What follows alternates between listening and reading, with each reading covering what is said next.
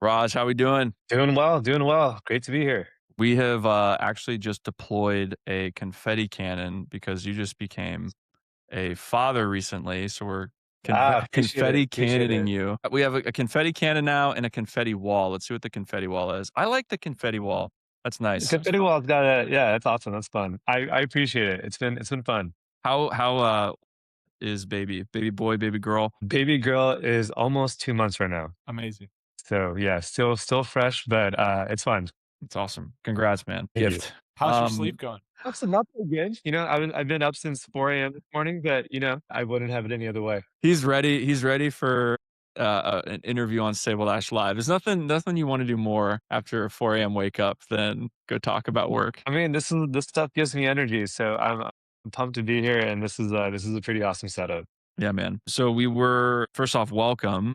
It's been great to chat with you before, and the articles that you've been posting on the platform have been really interesting. It's been fun to just kind of stay in touch with you that way. The last time it felt like we really sat down was in Mexico City. Are you back in Mexico City this year again? We'll I be there. will be. I will be. So yeah, we'll be at Bitso Businesses Stablecoin conference next month. It'll be fun. We'll be back in the podcast booth doing the same thing. So we were reporting when we kicked off the show on all things Clarity Act. Would love your thoughts on that. That's going to be kind of a thread of today's stream, is just how that impacts certain businesses, what's top of mind for builders like you. Any thoughts on that as we kick off the show? And then we can kind of move into more monad focused stuff. Yeah, I mean, at a high level, I think institutions, enterprises, organizations have been waiting for this for a very long time. I mean, I was just reading that, Coin Center and some of the major policy groups have been thinking about this for almost like a decade now at this point. And so this is a culmination of, I think, just years and years of hard work. Just to make sure that, I think crypto and digital assets are just safe for both the, everyday user, for institutions, for startups, and everyone in between. I mean, if you just think about, the existing market cap of digital assets, like, I think 2 trillion and, kind of hovers depending on the day of the week. But there's a lot of capital that's just sitting on the sidelines. It's like, I think saw a stat like about $40 trillion that's just sitting out there. And, they're not going to deploy that capital into something that's not regulated correctly or that has the right structures in place too. And so the fact that you're giving these larger organizations, these family offices, these major banks, now the clarity, like no pun intended, like around how to deploy their assets, how to deploy their capital, it makes things really interesting and exciting. And I think I think overall, the crypto space is going through like a growing up moment where there's a lot of experimentation that was happening before. Now we're starting to see like the fruits of the experimentation, and you realize like there's actually a lot of boring use cases, like what we love about stablecoins, payments, is trading. And so I think all of this is a great combination of just a lot of hard work in the industry over the many years. And so I'm excited to see it play out. Yeah, it seems like some of those boring use cases actually are holding some of the biggest bags of like capital that's just sitting there waiting to get deployed. When you think about I know we can't like forecast exactly what's going to happen, but when you think about a reality with clarity in place that actually provides clear rules of the road and kind of moving in the direction you see, what specific use cases or things get you most excited around seeing come to life, given your background and all of the different institutions you've worked with throughout your career? What institutions do you think actually are going to benefit most once this is in place? I think it's across the world. I mean, I think one of the main things that crypto does really well is just give access to global markets. I mean, right now, if you want to get, I don't know, a US equity outside the United States, just super tricky. I think a combination of tokenization and just giving market access at a massive scale is exciting. I was just reading about India's curbing gold access in the market right now. And you can imagine like, tokenized gold is like actually a fundamentally better product in my opinion. I don't want a physical bar that I have to like import and then I have to do all these things around it. I rather just have a tokenized version of it. And if you can provide the right structures, clarity around, how to actually deploy your capital into an asset like that, that becomes pretty interesting. So I think a lot of times people in the crypto space really focus on like some of the assets that we have today, but there's actually a lot of just like existing assets like equities, commodities that we haven't really seen take place. And I think if, crypto and blockchains does its job right, the ability to build like a global stock exchange or a global exchange is possible. across Hmm. many, many different assets. Hopefully one day, like the way that we can see just assets on blockchain, kind of similar to signing up on Wealthfront, where you can say, hey, like, what's your risk tolerance? Are you low risk, high risk? And then based off of that, it'll basically say, hey, do you want commodities, bonds, stable coins, or do you want, like more esoteric assets like meme coins, and like what's your risk threshold around it?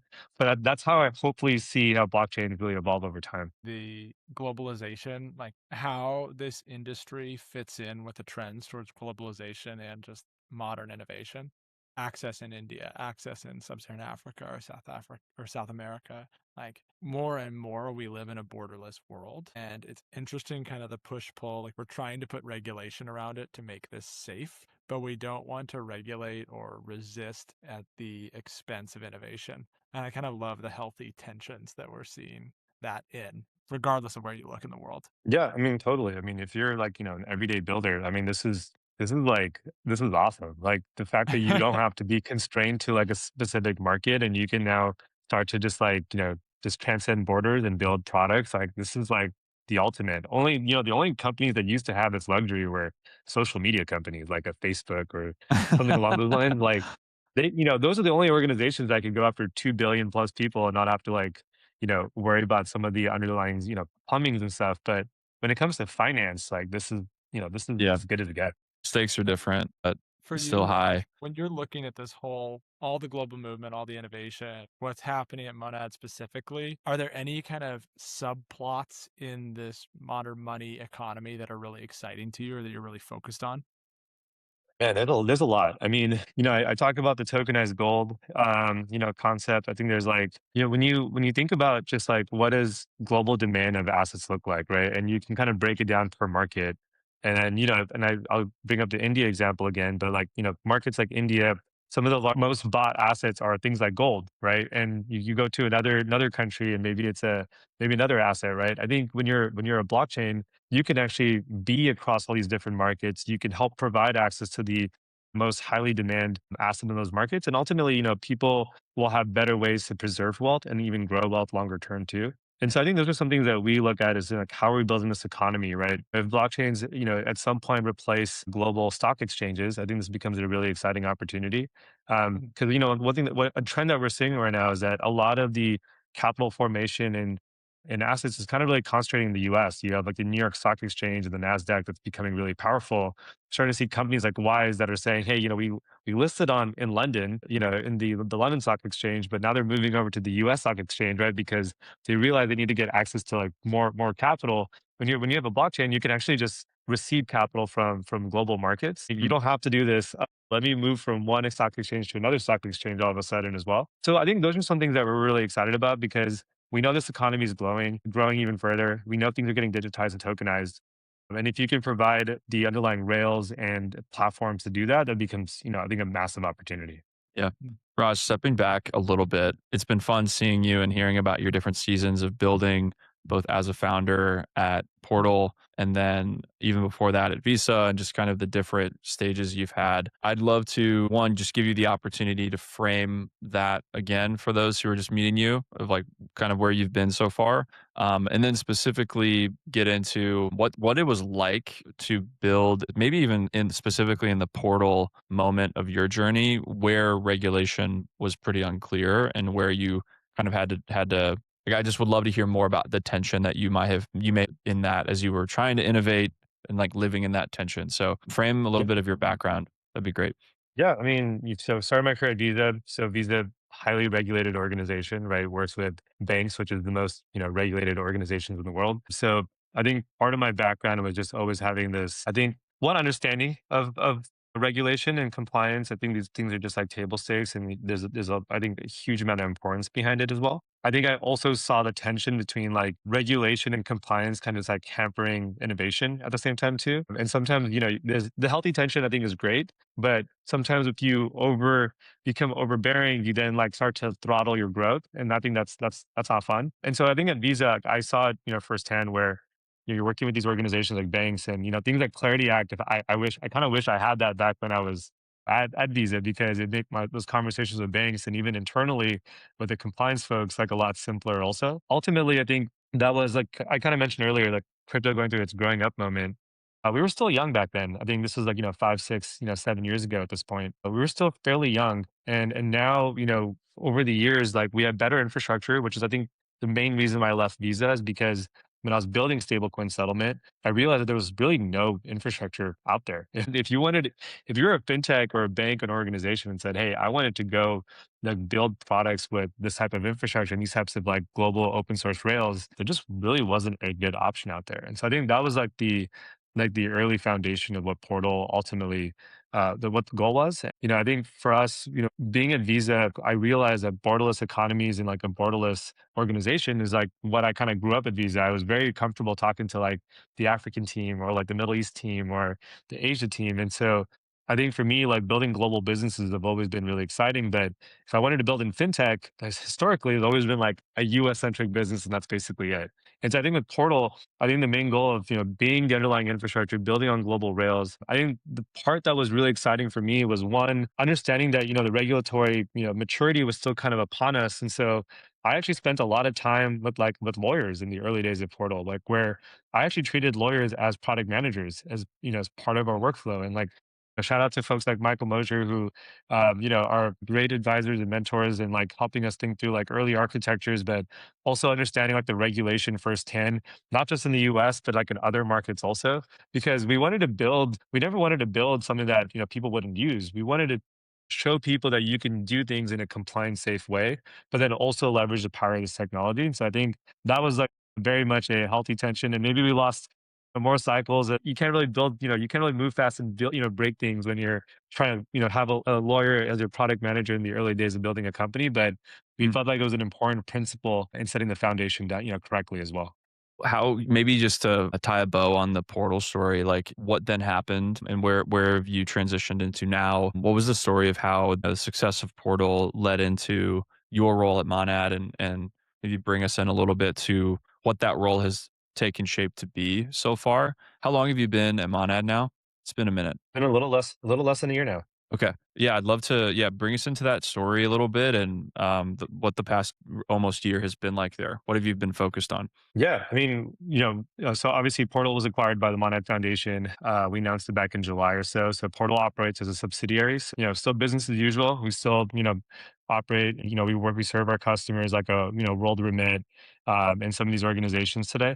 Still move billions of dollars, through the Portal platform just in the last quarter or so. So there's still like it's been a lot of fun and kind of cool to see as the stablecoin space grows. Like the Portal team and the Portal platform continues to grow with it as well. And so I've got two jobs, kind of one still kind of manning the ship on the Portal side, and then head of payments on the Monad side. I think what's been really cool about the Monad experience is that and maybe even taking a step back on the Portal side, we basically enable like 20 or 30 plus blockchains at this point. And so during the during the 3 years that I was building Portal, we basically built with every single type. We know like the ups, the nuances of every single type of blockchain out there today. I think the conversation with the Monad Foundation team really exciting is that when I played and built products with the Monad blockchain, it felt like the EVM was finally perfected. And that you have like, and I always joke, I call it like end game architecture because going back to my Visa experience, like when I built stablecoin settlement, it was actually uh with Ethereum mainnet. And so a transaction would cost like, $10 to $20 just to move $100 sometimes. With Monad, it's actually like, less than a tenth of a penny at this point. And so when you have sub-second finality, you have transaction fees that are less than a penny. You now have this 10x kind of exponential leap compared to like the existing payment rails, but also like existing like even against legacy blockchains. And so I think what the cool part about this whole experience has been, I really enjoy building open source payment systems. And it feels like a combination of, what we're building on the developer infrastructure side on the Portal front, and then the best in class, the EVM perfected with Monad is just like a really cool double-edged sword to kind of just, go work with, payment companies out there today. I want to pop up the Monad site as we continue chatting here. It's fun to have these conversations and kind of go into the details here. So, Raj, I know we've talked about Monad really focusing and even your focus going into the yes, the performance, but specifically how Monad shows up for the payments use cases and like the institutional crowd. How are you thinking about that? And how are you thinking about maybe the kind of conversations that you've been having lately with more of those kinds of customers? I know you care a lot about that specific customer segment. Yeah, I mean, I think a few things. One, we work with a ton of different payment and fintechs out there today. We have a cash. You can actually go through a physical cash endpoint in LATAM, deposit or withdraw Mexican pesos and receive USDC on Monad. We have really interesting, I think cross-border use cases between Asia and Europe with a company called New Rails that's also issued a Euro stablecoin.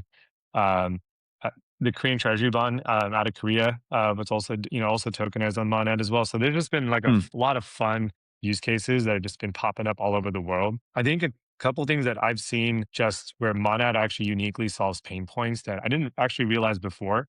One in particular is around card settlement. I think, as you guys know, like the number of neobanks and folks like the friends at Rain, shout out to the Rain team that Shout have out been to the able Rain to team.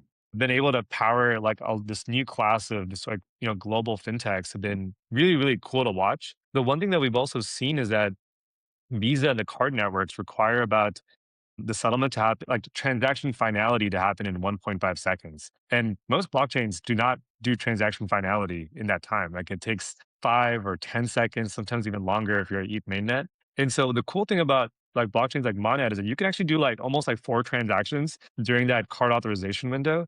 And what that allows you to do is actually decrease your float requirements. It allows you to do like more programmatic work where you can say, hey, like I'm earning funds on Aave or DeFi. I can pull those funds out. I can send it to a treasury wallet, and then I can send it to Visa after. And so you can do all these sorts of things in like sub seconds. That wasn't really possible with legacy blockchains. And so and that is going to inherently go back to saying, hey, I can actually have less float and less capital that's just like sitting there.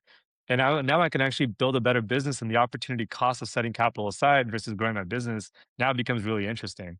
So I think as we've like started to unpack the Monad story, unpack like and showcase the prowess of the infrastructure, we've actually been able to see that there's a lot of unique properties of payments and some edge cases that blockchains haven't solved before that we're able to solve today. So those are, I think, some of the things that I like to nerd out and geek out about because I can kind of bridge my Visa experience and the portal experience over to like how I can make blockchains a lot more useful for everyday people and organizations. I love it. So we've covered, yeah, your journey from Visa into Portal, all that you accomplished there, and then it seems like you've got your sea legs under you at Monad, right? You're starting to unlock more and more. Where are you going? What's coming down the line? I mean, we're building like I think a global economy, like we talked about in the very beginning. As the Clarity Act, passes, I think, I'm a firm believer that markets are really efficient. Ultimately, at the end of the day, like people are going to look to build on the best in class, blockchains, Rails platforms out there today. And I think when you perfect the EVM and you perfect, what's possible underneath the hood, you can start to then unlock use cases like I talked about with like card transactions. But we can also bring that to bringing commodities like or treasury bonds or gold or some of these new assets as well. So, I'm a firm believer that in order to build an economy, it's not just payments, it's capital markets, it's everything together. You start to bring liquidity in, and then liquidity then like kind of moves and then gets retained, and then from there starts to enable new use cases. And so, I think I'm just really excited to build this new global economy, and I'm excited to do it here at Monad as well. Can we dive a bit into this Korean treasury bond use case? I'm pulling up a uh, tweet from our good friend Harry Alford. We love Harry. Shout out to Harry. We got to get him on next, man. So this was a tweet. Looks like a couple months back, but help us understand the role here that Etherfuse plays, and then the role that Monad plays, and the differences there. It'd be good to Yeah, and unpack this a little bit. this was a really fun collaboration because I think what's unique here is that there's actually a bank called Shinhan Bank, which is one of the largest banks in Korea. And if you know, Korea is actually a very large market for the crypto industry. There's a lot of just like a lot of volume, a lot of activity, a lot of usage across crypto, just specifically in the Korean market. And right now, like if you wanted to go to your local, Korean bank brokerage and buy the Korean treasury bond, it's like I think 1% yield. It's actually not that interesting. What's really cool is that in collaboration with Etherfuse, Shinhan Bank, we can actually bring and tokenize the Korean Treasury bond on chain on Monad. You can then start to bring it onto DeFi, which now gives it new primitives and new abilities to like earn yield and borrow from these assets also. And then from there, you can then instead of giving 1% yield, you can actually give the same exact asset tokenized, but you can actually increase the yield to 2 or 3% depending on the borrow lend activity that's happening on DeFi as well. And so you're taking a market that has historically, really large crypto adoption. You're actually evolving an existing product that's kind of boring. It's like treasury bonds, and you're now making it even better and more attractive for our user base. And so this is like, I think, a really good example of just like institutional collaboration that we're doing at Monet as well. Because historically in crypto, before the growing up phase, this would have been maybe like the Etherfuse team, and maybe it would have been like a ragtag effort. But this is just like another example of like banks that are leaning in, that are seeing the power of just attracting global investors and global users into an asset class, and making it better for like an existing market also. This was a really fun collaboration. We have a lot more that's gonna come from this as well, and we're just getting started in the scheme of things too. How do you describe Etherfuse for those who don't know what Etherfuse is? Yeah, Etherfuse is the way I think about them is that they're building like a pretty ambitious platform around tokenizing all assets, that are out there today. And they've started with MXN, the Mexican peso. They're now tokenizing the Korean bond as treasury bond. They're going to be adding more in the future as well. But it's a pretty ambitious effort to then tokenize existing sovereign debt and sovereign currencies, and then from there making it available to a global audience, and then doing it also in a regulated fashion, which is really difficult. Like I said, like, hopefully with clarity, we start to see like a snowball effect into other markets. The Etherfuse team is another company as an example of being regulate. Thinking about regulatory and compliance first, versus thinking about it as an afterthought as well. Yeah, so interesting. It's been fun to follow all of these different pieces and how they come together. I can imagine your role at Visa as you were kind of framing how you saw the world. I don't know if you've been able to unlearn this, but I feel like I'd imagine being at that company for so long, you almost see the market from that vantage point naturally. And it's just helpful to have these types of frameworks as you think about like where everyone fits and where the pieces are. And Etherfuse, it seems like, is a great piece to this. I know Braille's involved with another piece on the issuance side. There's so many different pieces that can come together to do really cool things. What are often, and maybe the last kind of question here as we close for you, when we're thinking about your role today, anyone who might be listening to this who is in the conversation around payments and banking and institutions and modern money, like if they are listening right now, what kind of conversations specifically are you trying to have? What is the strategic focus for you on the payments and stablecoin side? Like if you were to open your inbox after you hop off of this stream and look at the first new inbound or like new partner conversation, like what would that sound like for you? Yeah, I mean, I think of it as like I'm a problem solver. I mean, I think from like the experience I've had from just like Visa building Portal now in Monad, I think the goal is like how can we solve pain points and problems that blockchains and stablecoins uniquely like solve for. And so I think that's where I spend a lot of my time. And sometimes it's working with a card, like I was like last week I spent times with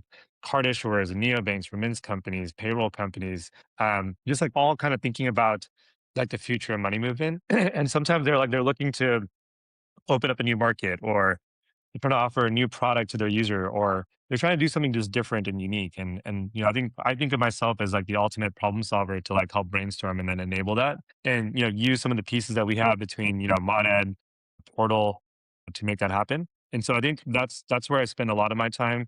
I would say that I've been really, really impressed with the amount of first principles thinking that's been coming from the institutions and the fintechs that are now entering the space. This is no longer a conversation of like why stablecoins is now, it's more when stablecoins and when blockchains. And so I've been, really impressed and really excited about that overall trend. And I think now it's a matter of getting into the details and implementations of like what this actually looks like and materializes into. And, you know, just like thinking about go to market, or thinking about, what's the right angle to take too, right? Or thinking about, what are the right markets to go after. And I think there's a lot of opportunity, and people are really excited about the space too. Incredible. Zach, any final thoughts from your side? This is great. Taking over the world over here. I love it. This is cool. Trying to, man. We're trying, man. One step at a time. But no, but seriously, this is an awesome show. You guys always, I think, bring like top notch production. So congratulations to you guys as well, and thanks for having me on as well. Absolutely. And we have a ton of really exciting stuff that Zach and I need to figure out tomorrow for Mexico City. We're launching some cool stuff there. We'll try to go big on a couple of fun things. So if you're around, would love to bring you into that. It'll be fun. Yeah, I'll be there. Excited to hang. All right. Perfect. Thank you, man. Congrats on being a dad. I Get some appreciate it. sleep. Take care, guys. Also, like early congratulations to you as well, Drew. Thanks, man.